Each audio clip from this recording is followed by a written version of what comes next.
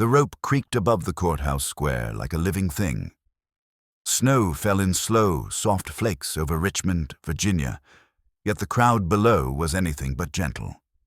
Men in heavy coats and women wrapped in velvet cloaks clustered around the gallows, their faces turned upward, pale in the gray winter light. At the center of it all stood a black man with a noose around his neck and shackles on his wrists.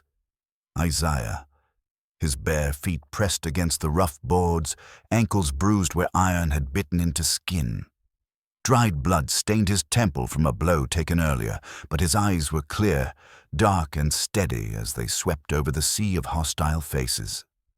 Just beyond the line of soldiers, held fast by two officers, a woman struggled like a caged animal. Cordelia Ann Whitmore. Her cloak had slipped from her shoulders, revealing a simple, dark dress that once might have been considered elegant, but now clung to her as if it too were drowning. Snowflakes disappeared into her auburn hair as she fought the men restraining her, her gloved hands grasping at air as if she could somehow reach him. "Isaiah!" she screamed, voice cracking. "Isaiah, look at me." He did.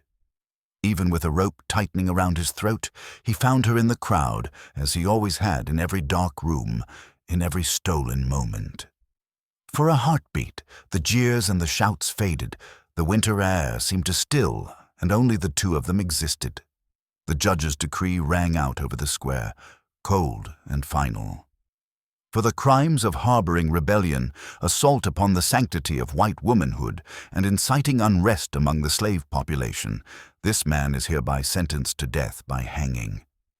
"That's a lie," Cordelia cried, her voice hoarse. "He saved my life. He never touched me without my consent. If you hang him, you hang an innocent man." Her words only stirred the crowd to fresh outrage. "Shame!" some shouted at her. "Whore!" spat another. Snow mixed with spit and bits of mud as someone hurled a clod toward her feet. On the platform, the executioner tightened the rope. Isaiah winced as the coarse fibers bit into his skin, but his gaze never left Cordelia. "Do you regret it?" the sheriff muttered at his side, low enough that only Isaiah could hear. "All this trouble for a white woman's pretty face?" Isaiah's lips curved in the smallest of smiles. "No," he said quietly. "I regret only that I didn't have more time with her." Tears streamed hot down Cordelia's cheeks, cutting tracks through the cold. "Take me instead," she shouted. "Please, take me instead of him."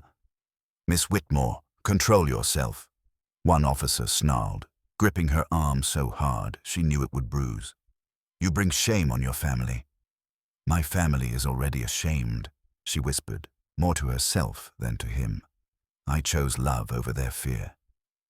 The priest finished his hurried prayers. The crowd leaned forward as one, hungry for spectacle. "Any last words?" the executioner asked. Isaiah lifted his chin, speaking not to the town but to the woman who had changed the meaning of his own name. "Cordelia," he called, voice surprisingly steady. "No matter what they do to this body, they can't hang what we had. They can't touch it." She sobbed, straining against the hands that held her. "I love you," she cried. "I'll carry you with me until my last breath, I swear it." The trap door lever creaked as the executioner's hand closed around it. Snow fell harder now, as if the sky itself could not bear to watch, and just as the lever began to move, as Isaiah's world narrowed to the bite of rope and the pounding of his heart, a memory surged up. A night of ice, the crash of splintering wood, a drowning carriage, a white hand reaching for air. The first time he'd seen her, the first time he'd had a choice, the first time he'd decided he would rather risk his life than walk away. Before the rope snaps tight, before the scene goes dark, we are going to step back in time, to the frozen river, to the moment everything began, and to the choice that turned 2 lives and a whole city upside down. Before we dive into this ruthless verdict of conscience and desire, I want to know who is walking through the snow with me tonight. From which city or country are you listening to this story right now? Tell me in the comments so I know where my companions are. Winter in Richmond had a way of swallowing sound. Snow blanketed the streets in silence, muffling the clatter of carriage wheels and the occasional distant church bell until the whole city seemed suspended between breaths. Yet beneath that quiet lay a tension that had been tightening for years, a pressure as invisible as frost, as dangerous as a lantern left too near dry straw. But months before the courthouse gallows rose stark against a gray December sky, Richmond looked different. The season was summer then, thick and oppressive, coating the air with heat so heavy it felt like a punishment. On the outskirts of the city stood the Whitmore estate, a sprawling manor house framed by columns, its white facade glowing against the haze of mid-July. Behind it stretched manicured gardens, rows of magnolia trees, and paths of crushed shell that gleamed under the sun. Elegance was everywhere. Refinement, pride, lineage. And beneath that, hidden like a rot inside a fine apple, the weight of a legacy built on labor stolen from black bodies. Cordelia Ann Whitmore moved through that world like a ghost in silk, 24 years old. Auburn hair always pinned perfectly, dresses fitted to a waist that society praised for its delicacy. Her family name was old, respected, whispered with envy in drawing rooms throughout Virginia. When she appeared at a ball or charity event, young men straightened their coats and mothers nudged their sons toward her like she was a prize mare ready for sale.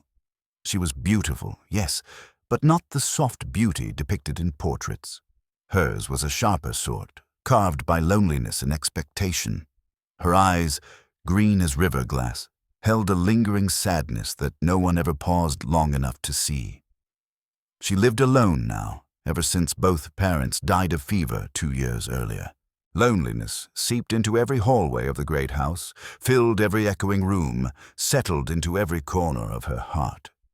The staff respected her, but respect was not companionship, and the suitors who chased her name and fortune did not see the woman beneath the corset, only the estate she commanded.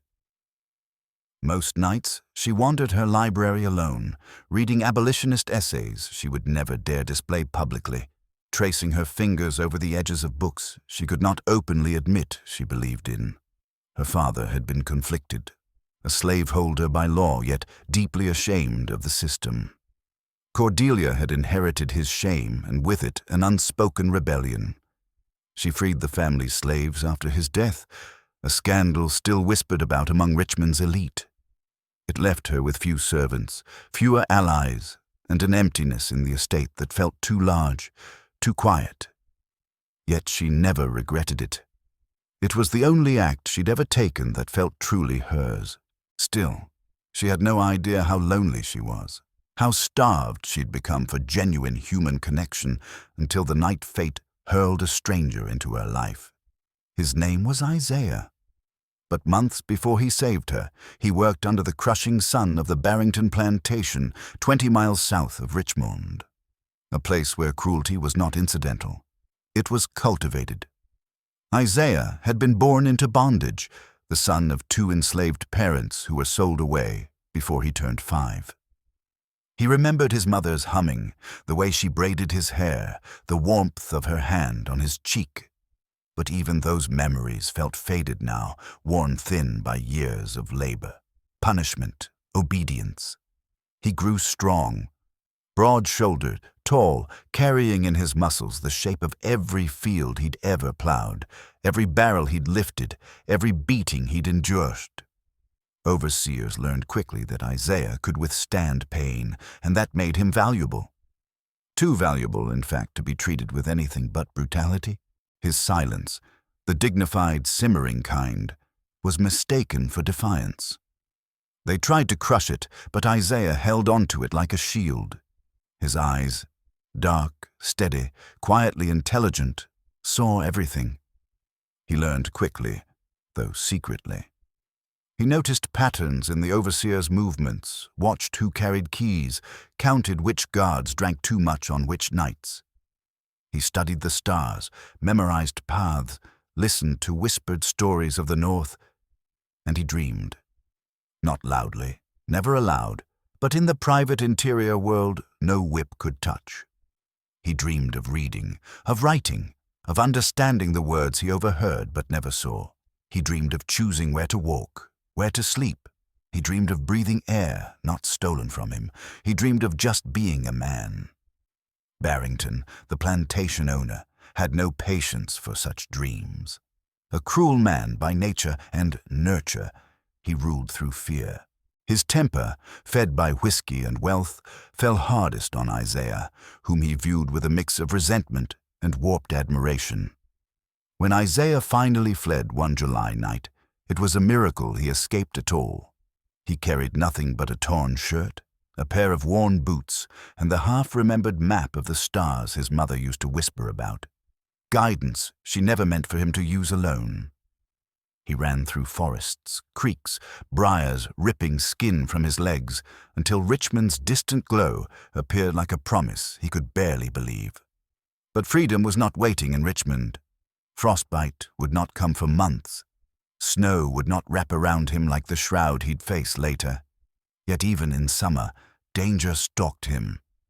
A fugitive slave, alone, hunted, exhausted, half-starved, still dreaming, still running. And destiny, quiet, cold, inevitable, was waiting for him in the form of a woman he'd never met, a woman whose name he did not yet know, a woman whose life was about to crash into his in a river that would nearly claim one and save the other. A woman who would teach him to read, a man who would teach her to feel, a forbidden bond that would change Richmond forever. The night that bound their fates together began with a celebration. Richmond's Winter Charity Gala was one of the most prestigious events of the season, attended by senators, judges, plantation owners, and the rare few women who held enough status to navigate those rooms without a male escort. Cordelia Ann Whitmore, though she disliked such gatherings, had felt obligated to attend. Her late mother had chaired the charity committee for years, and Cordelia still honored her mother's name even when society offered her little warmth in return. The ballroom glowed with candlelight reflecting off crystal chandeliers. Laughter mingled with the clink of champagne glasses, but it all sounded distant to Cordelia, muted, hollow, as if she were wading through someone else's dream. She smiled politely, danced once, twice, answered tiresome questions about her unmarried state, then finally made her escape near midnight. The streets had emptied by then, coated in a thin layer of ice that glistened beneath the moonlight. A chill wind swept through the city, rattling shutters and carrying with it the distant whistle of a train. Cordelia wrapped her cloak tighter around herself as she stepped into her carriage. "Home, Robert," she said softly to her driver. "Yes, miss," he replied, flicking the reins. The wheels creaked over the frozen road, horses snorting steam into the night. Cordelia leaned back, closing her eyes. She longed for warmth, for solitude, for silence unmarred by gossip and forced smiles. But the road ahead curved sharply along the edge of a narrow stream, one that froze each winter into a treacherous sheet of ice. The moment the carriage hit the bend, the horses panicked. Their hooves skidded. The wheels slid sideways. Cordelia jolted upright as the entire carriage lurched. "Robert," she began. She never finished. The world tilted violently as the carriage broke through the ice with a crack like thunder. Freezing water surged upward, swallowing her scream. Her body slammed against the interior wall as the carriage sank, heavy and fast. Cordelia clawed at the door handle, but it jammed, locked by the pressure of the water outside. "Help!" she gasped, water filling her mouth. "Someone, please, help!" Her breath turned into white panic, her limbs numbed instantly from the cold. She pushed against the door again. Nothing. Her heartbeat roared in her ears. She tried to scream again, but only gurgled. She thought of her parents, of dying alone, of no one knowing how or why. Then she heard footsteps pounding on the ice. Not the confident stride of a townsman, not the heavy boots of a patrolman. Barefoot, desperate, human. Isaiah burst through the brush lining the creek, breath ragged, clothes torn, body trembling from cold and exhaustion. He had been moving north along the stream using moonlight on the ice as a guide. He did not expect to hear a woman's voice slicing through the night like a blade. He should have run. Every instinct in him screamed to disappear before white men with guns arrived. If he was found near a white woman, injured or dead, it would be an immediate death sentence. But the carriage was sinking, and she was still alive. He could hear her pounding weakly against the inside. He didn't hesitate again. Isaiah sprinted across the ice. It cracked beneath his feet, but he didn't slow. He plunged into the freezing water without a sound, letting the shock burn through him. His hands found the door handle, pulled, wedged fingers into the gap until his skin tore. "Hold on," he shouted through chattering teeth. "I'm coming." Cordelia heard a man's voice, deep, urgent, unfamiliar. She turned her head just as Isaiah wrenched the door free with a roar of effort. Water rushed in. Isaiah reached into the sinking carriage, grabbed her shoulders, and hauled her toward him just as the structure gave one final groan and disappeared beneath the ice. She collapsed against his chest, half conscious. He held her tight with one arm and fought the freezing current with the other, muscles screaming. Somehow, impossibly, he dragged her across the broken ice and onto the snowy bank. But she wasn't breathing properly. Her lips were blue, her skin icy. If he left her here, she'd die within minutes. And if anyone found him with her, he'd die even sooner. Still, he gathered her trembling body into his arms and whispered, "Stay with me, miss. Stay alive." Then he carried her into the dark woods, toward the abandoned cabin he had planned to use as shelter, toward the beginning of everything. The abandoned cabin stood crooked against the winter night, its timbers warped with age, its windows missing half their panes. Isaiah shoved the door open with his shoulder and carried Cordelia inside, the hinges groaning like an old man waking from uneasy sleep. Cold wind seeped through every crack, slicing through the darkness, but at least the roof held. At least here, no one would see them. He laid her gently on the dusty wooden floor, his breath coming out in white bursts. Her face was pale, too pale, and her eyes were closed, lashes frozen together. He could see the tremble of her lips, shallow, weak. "She's dying," he whispered to no one. His voice carried the raw truth he wished he could deny. Isaiah scrambled for the old fireplace. His hands shook violently as he gathered broken chair legs and splinters of rotted wood, arranging them into a small pile. He struck flint with numb fingers until sparks finally caught and flames rose, flickering weakly. Then he knelt beside her again. Her dress was soaked through, heavy, clinging to her like a burial shroud. If he didn't remove it, the cold would finish what the river started. "Ma'am," he murmured, his voice trembling with fear and respect. "I'm going to help you, but I swear I'll look away." Her eyelids fluttered, but she didn't respond. Isaiah turned his head aside as he worked, fingers clumsy from cold as he unfastened the frozen buttons, peeling the wet fabric from her skin. He draped his only coat over her shoulders and lifted her closer to the fire, holding her against his chest. The heat from his body was the only warmth strong enough to fight the cold overtaking hers. Hours passed. He kept vigil over her like a guardian carved from shadow and desperation. At times she breathed so faintly he thought she had slipped away.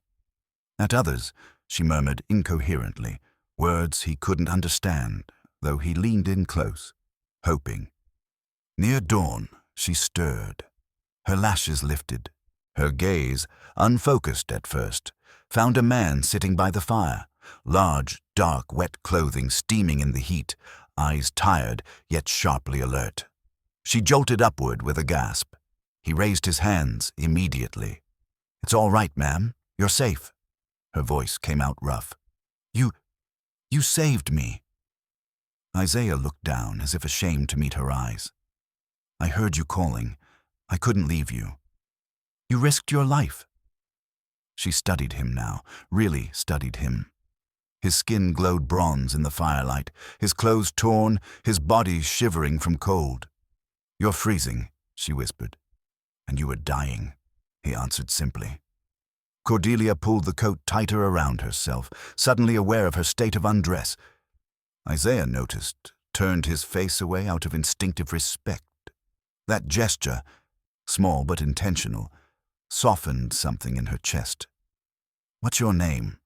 she asked softly. He hesitated. Speaking his name to a white woman carried risks he couldn't measure.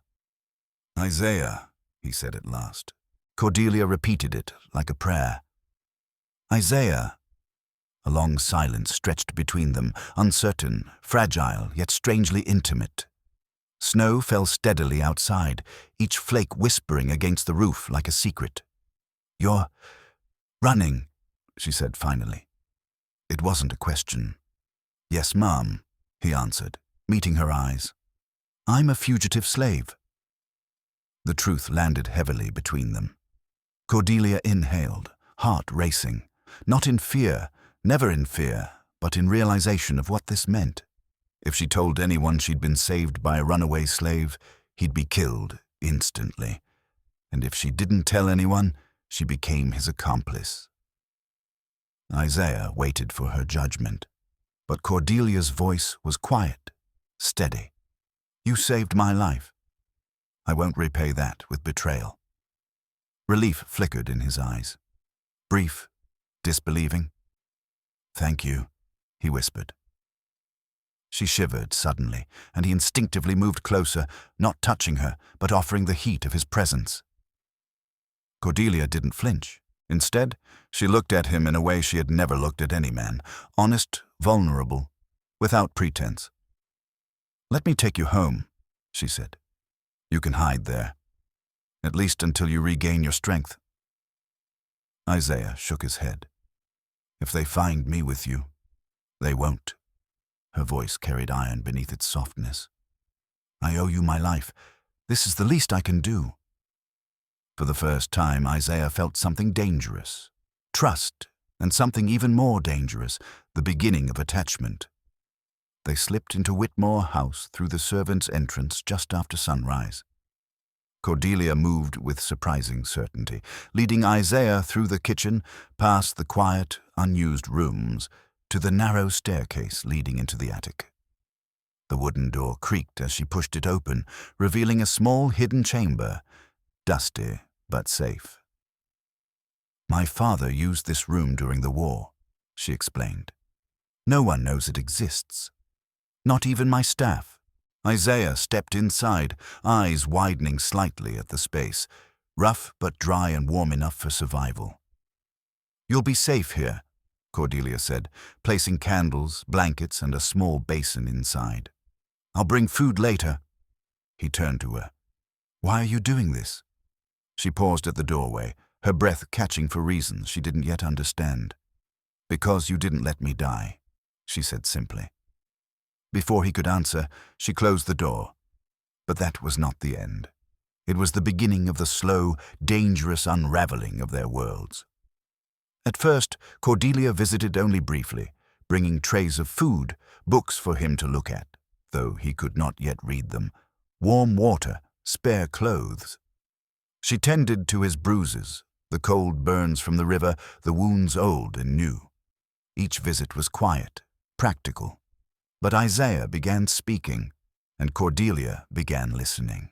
He told her about the plantation, about the overseer's whip, about the nights he spent looking at the stars wondering what freedom felt like. He told her about the mother he barely remembered, about her humming, a melody he sometimes used to keep himself from collapsing during the hardest days. Cordelia had never known suffering like his. Her loneliness shrank before the sheer scale of the endurance he had carried his entire life. One evening, she brought a small slate and piece of chalk. "Would you like to learn to write your name?" she asked hesitantly. Isaiah froze.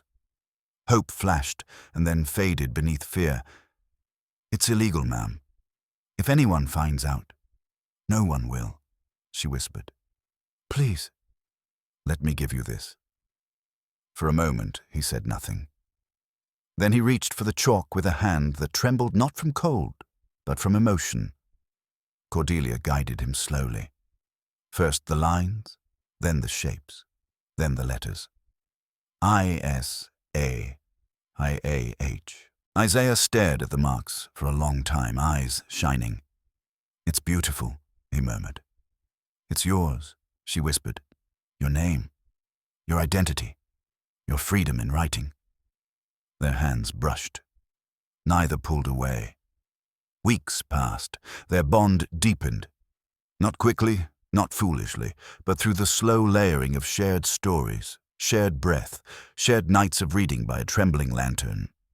Sometimes Cordelia laughed at his questions. Sometimes Isaiah smiled quietly at her stubbornness. But more often, they simply listened to one another. He listened to her talk about losing her parents, about the burden of wealth she never asked for, about the suffocating expectations that came with being a Whitmore woman. He could see how alone she had been even in rooms full of people. She listened to him describe hunger, chains, punishment, and the quiet, unwavering strength that had carried him through. Their worlds were incompatible, and yet they fit. One night, a storm raged outside. The attic creaked under the wind. Isaiah sat on the floor, sharpening a piece of wood into something vaguely resembling a carving, a habit that calmed him. Cordelia sat across from him, reading aloud from a book he had chosen.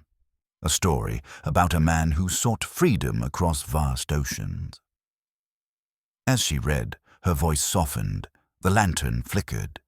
Isaiah's carving slipped from his fingers. He watched her instead. Cordelia felt it, his gaze, steady and warm.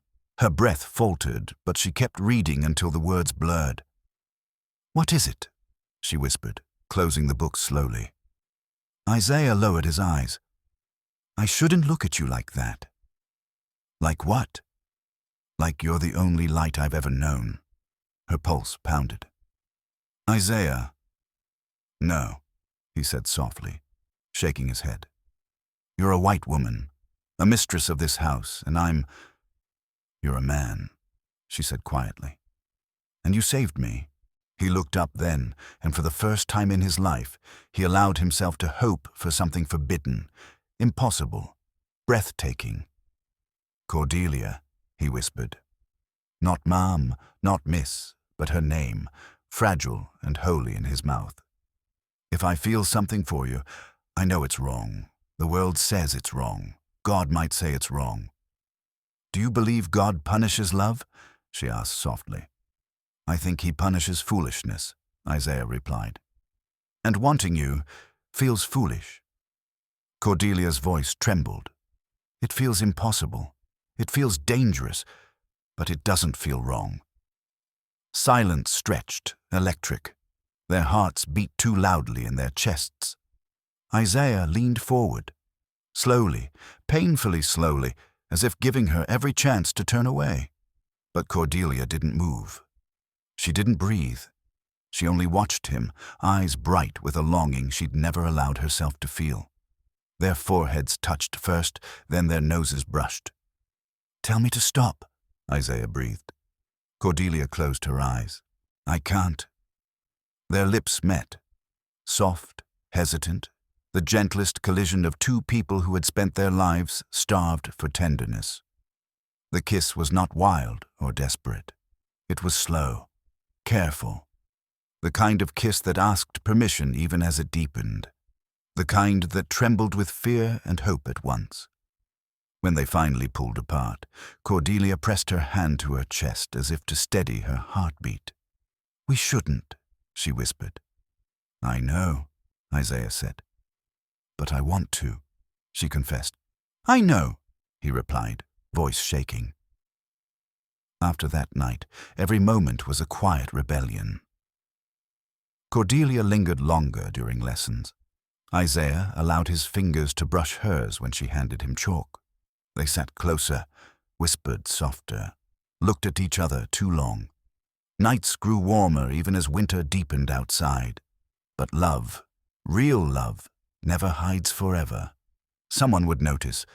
Someone always notices. Winter settled over Richmond like a shroud, and with it came suspicion, the kind that crept quietly at first, then sharpened its teeth. Cordelia had always lived discreetly. Her household was small: Thomas, the aging but fiercely loyal steward; Maria, the cook who came during daylight hours, and a single, newly hired maid; Millicent, whose presence Cordelia never fully warmed to. Something in the woman's eyes felt sharp, assessing, as though always searching for secrets she could use. And Cordelia had one now, one so dangerous it could cost both their lives. For weeks, everything had gone smoothly. Cordelia planned her visits to the attic with the precision of a general, waiting until the house quieted, checking for movement in the hall, carrying food in covered baskets that could be explained away. Isaiah, for his part, remained disciplined, silent as a shadow, always staying within the walls of his small hidden chamber. But love, even forbidden, hidden love, changes the rhythm of a household. On some nights, Cordelia lingered too long. On others, Isaiah forgot to extinguish the candle immediately after she left, its light flickering faintly through the thin cracks in the attic floorboards. Sometimes a floorboard creaked beneath Cordelia's step as she hurried back to her room, her heart thundering with a mix of exhilaration and dread. It was only a matter of time before someone noticed. Millicent noticed first. She had been suspicious from the beginning of Cordelia's nightly absence from her bedroom, of the soft light glowing from the attic despite Cordelia insisting the space was used only for storage, of the faint trace of a man's scent she once detected on Cordelia's cloak. One evening, Millicent lingered in the hallway long after the lamps had been extinguished. She heard the soft click of a door, the whisper of steps, the faintest murmur of low voices. She froze. Cordelia's voice, and a man's voice. Millicent's eyes widened, a slow smile creeping across her face. "Well," she whispered to herself, "ain't that interesting?"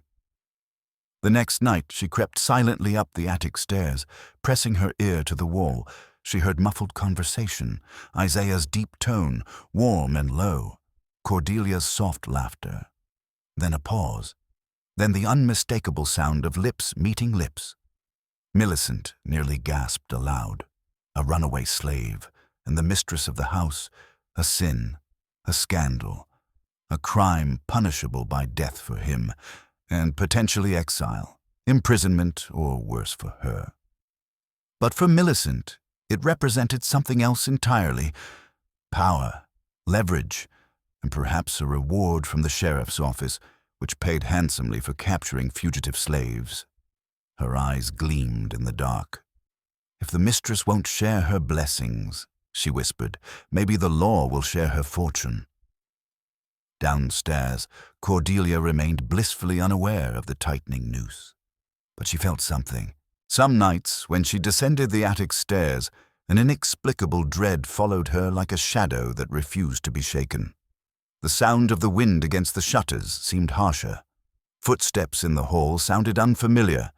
Even the house itself seemed to shift uneasily around her. One night she confided this to Isaiah. "I feel watched," she whispered, sitting beside him on the attic floor, her fingers intertwined with his. "Something is changing. I can't explain it, but I'm afraid." Isaiah studied her face. In the dim glow of the lantern, shadows softened her features, but fear sharpened them. He reached out, brushing a thumb across her cheek. "I told you this couldn't last forever," he murmured gently. "Not here. Not in Virginia. But when the danger comes, we'll face it together." She leaned into his touch. "I can't lose you." "You won't," Isaiah promised, though his eyes darkened with worry. He had lived his entire life sensing danger before it took shape, and something, too, had shifted in his instincts. The house felt different. The walls seemed to listen. Even the quiet had become too quiet. "We need to leave soon," Isaiah said, "before the river thaws, before they come looking, before someone talks." Cordelia nodded, already knowing he was right. "I've written to the Quaker Society," she whispered. Thomas knows a man who can help us get to Pennsylvania through the Underground Railroad. It will take time, weeks maybe, but it's possible." Isaiah exhaled a shaky breath. Not relief exactly, but a desperate hope. "Then we plan. We prepare. And when the time comes, we run." But they didn't have weeks. They barely had days. 2 mornings later, Cordelia walked into the kitchen to find Millicent scrubbing a pot far too aggressively, her face tight with something sour. When Millicent looked up, her eyes were sharp as needles. "Long night, Miss Whitmore?" she asked. Cordelia froze. "Excuse me." Millicent smiled. Thin, cutting. "You ought to be careful wandering the halls at such hours. Folks might start wondering why a proper lady's up and about when all decent women are asleep." Cordelia's blood ran cold. She forced a calm expression. "I don't know what you mean." "Oh, I think you do." Millicent leaned closer, lowering her voice. "Attic floors creak something awful, don't they?" Cordelia's pulse hammered in her throat. "You have no right." "I have every right," Millicent whispered. "Especially if there's a criminal hiding up there. Especially if the mistress of the house is keeping him warm." Cordelia stepped back as if struck. Millicent straightened, her expression triumphant. "Sheriff pays good money for information on runaways," she said. "More if they've been defiling white ladies." Fear seized Cordelia's spine. "You don't understand." "Oh, I understand plenty," Millicent smirked. "Question is, what's that worth to you?" Cordelia felt her knees weaken. She clutched the edge of the counter, the world tilting in sickening clarity. The secret was out. The walls were closing in, and the gallows, those silent, waiting gallows, felt suddenly much too near. Millicent moved faster than Cordelia could have imagined. By the time Cordelia tore herself from the kitchen and ran up the stairs to warn Isaiah, the maid was already slipping out the back door, her shawl pulled tightly around her shoulders, footsteps crunching over the frozen earth as she hurried toward town, toward the sheriff. Cordelia burst into the attic, breathless. "Isaiah, we have to go, now!" Isaiah was already on his feet. Something in the walls, in the air, in a trembling voice told him, "Fight everything." "Who knows?" "Millicent," Cordelia gasped. "She heard us. She saw. She knows everything. She's going to the sheriff. We have minutes, Isaiah." Minutes. His jaw tightened, breath steadying with the resolve of a man who had outrun death more than once. "Then we move," he said. Cordelia grabbed the bag she'd prepared for a later escape. Coin purse, cloak, forged travel papers Thomas had procured, a loaf of bread, a small knife. It wasn't enough. Nothing was enough, but it was what they had. They raced down the narrow attic stairs, but as they reached the back hallway, a heavy fist pounded on the front door. "Cordelia Whitmore, open up!" Sheriff Avery's voice, hard, triumphant. Cordelia froze. Isaiah grabbed her wrist, pulling her back into the shadows. "Don't answer," he whispered. But the sheriff didn't plan to wait. "Break it down!" The crash echoed through the house as the front door splintered. Boots thundered across the foyer. Men barked orders, their voices ricocheting off the marble floor. "Search the house. Check every room." "He's here somewhere." Cordelia's pulse hammered so loudly she thought the men downstairs could hear it. Isaiah tugged her toward the servants' stairwell. "Back door," he whispered. "We'll go through the stables." But as they reached the bottom of the stairs, 2 deputies stormed through the rear corridor. Cordelia pulled Isaiah back just in time, pressing herself against him in the narrow shadows beneath the staircase. "Spread out," one deputy shouted. "Sheriff wants them alive. For now. Alive. For now." Isaiah's hand closed around Cordelia's trembling fingers. He leaned in close, whispering against her ear, "We'll get out. I swear it." His breath, warm, steady, grounded her. They waited until the deputies moved deeper into the house. Then Isaiah pulled her toward the back parlor, which connected to a side exit. It was risky. Glass windows lined the walls. If anyone looked in, but it was their only chance. They slipped inside and came face to face with Millicent. She stood near the side door, a smirk twisting her mouth. Snowflakes dusted her shawl, fresh proof she'd already delivered her message and returned to watch the spectacle unfold. "Well, well," she said, "ain't this a pretty picture?" Cordelia stepped instinctively in front of Isaiah. "Millicent, please."